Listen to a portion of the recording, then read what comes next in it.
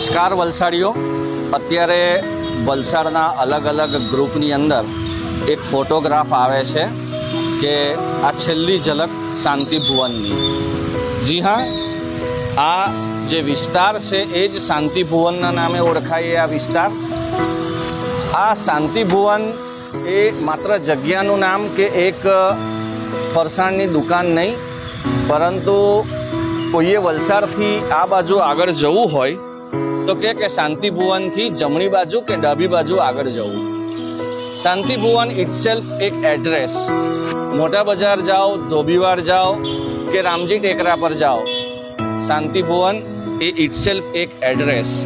વહેલી સવારે વલસાડના એવા કેટલાય લોકો હતા કે 100 ગ્રામ શાંતિ ભુવનનું ભૂસું ખાય પછી જ દિવસની દિનચર્યા ચાલે। ઘણા લોકોએ બહુ સારા સારા લેખ પણ આ શાંતિ ભુવન પર લખ્યા છે। બહુ જૂનું મકાન અને વલસાડની ઓળખ સમૂહ આ મકાન, પણ આ ખાલી શાંતિ ભુવન નથી, ઉપર રાજેશ ટાઈપ ઇન્સ્ટિટ્યૂટ પણ ચાલતું। અને તમે આ વિસ્તારમાંથી પસાર થાવ તો તમને ટક ટક ટક ટક ટક ટક અવાજ આવે અને એ ટાઈપિંગના અવાજ આવે। એટલે રાજેશ ટાઈપ ઇન્સ્ટિટ્યૂટમાં વિદ્યાર્થીઓ ટાઈપિંગ કરતા હોય। આ જે વિસ્તાર છે અથવા અહીંયા લોકોની જે લાગણી છે એ પ્રકારની છે કે તમે વહેલી સવારે ક્વીન પકડવાના હો તો વિશ્વાસભેર શાંતિ ભુવન સુધી આવી જાઓ એટલે તમને અહીંથી રિક્ષા મળે।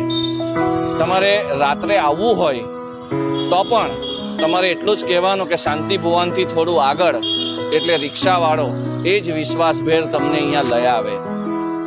રાત્રે કદાચ 10 કે 11 વાગ્યા સુધી ચહલ પહલ અહીંયા હોય તો વહેલી સવારે 4, 4:30 વાગ્યાથી ચહલ પહલ શરૂ પણ થઈ જાય એવો આ વિસ્તાર। જૂનું વલસાડ અહીંયા સુધી હતું અને નવું વલસાડ અહીંથી શરૂ થયું અને હવે પછીનું વલસાડ તો વિકસી જ રહ્યું છે। પરંતુ થોડા સમય પછી હવે આ બિલ્ડિંગ જ્યારે પડી જશે ત્યારે આ એક ઓળખ, આ એક એવું મકાન કે જે કદાચ લોકોની સ્મૃતિઓમાં વર્ષો વર્ષ રહ્યું છે એ જમીનદોસ્ત થઈ જશે। જે ફોરેનમાં લોકો રહેતા હોય છે તેઓની પણ ખૂબ યાદો છે, કારણ કે જ્યારે પણ અહીંથી વિદેશ જાય એટલે શાંતિ ભુવનનું ભૂસું લેવાનું અને એ શાંતિ ભુવનનું ભૂસું પેક કરીને લઈ જાય ત્યારે ત્યાંના સ્થાનિક લોકો તૂટી પડે। જેમ બહારથી કોઈ રીબોકના શૂઝ લાવતું ને આપણને બહુ ગમતું, એમ અહીંથી વિદેશ જ્યારે આ શાંતિ ભુવનનું ભૂસું જતું અને લોકો એટલા ખુશ થઈ જતા। શાંતિ ભુવનના જે માલિક છે તેઓએ તો પોતાની બીજી શાખા બનાવી દીધી છે, પરંતુ એ ઓટલો, એ સાકળ, એના પર તાંબાનું એવી વસ્તુ કે જેના પર હાથ મૂકી અને અલગ અલગ વસ્તુ મિક્સ કરે અને જે મિક્સ થઈને તૈયાર થાય એ શાંતિ ભુવનનું ભૂસું વર્ષો વર્ષ એ જ સ્વાદ, એની પાપડી હોય, એની સેવ હોય કે એના તળેલા મગ હોય, એ બધી વસ્તુ મિક્સ થાય એટલે કંઈ અલગ જ વ્યંજન તૈયાર થઈ જાય અને એ વ્યંજનનું નામ એટલે શાંતિ ભુવન। અહીંયા ઊભા ઊભા લોકો ચર્ચા કરે, અહીંયા ઊભા ઊભા લોકો વાતચીત કરે અને લોકો પોતાનો સમય પણ અહીંયા વિતાવે।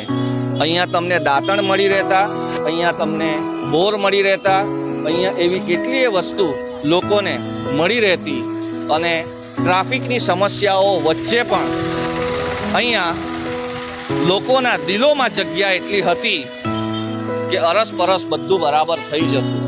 અને આ હતું શાંતિ ભુવન વિસ્તાર। શાંતિ ભુવન, ત્યાંથી તમે અલગ અલગ જગ્યાએ જાઓ અને આ એક એવું એડ્રેસ કે જેના કહેવા માત્રથી તમને વલસાડનો કોઈ પણ વ્યક્તિ ખોવાઈ જાય તો અહીંયા મૂકી જાય।